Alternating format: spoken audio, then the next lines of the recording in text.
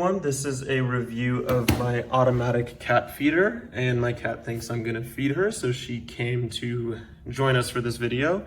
Overall, I am very happy with this machine. It's never failed on me. It has a very long battery reserve life, so if your cat ever pulls the plug out, which mine tends to do, or if your cat, or if there's a power outage, rest be assured your cat will get its food.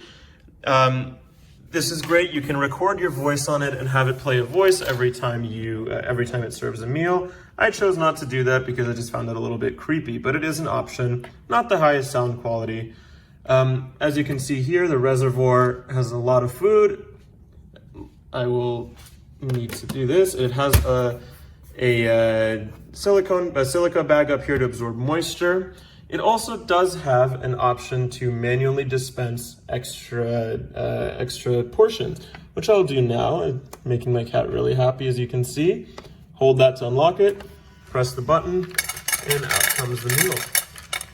Thanks for listening.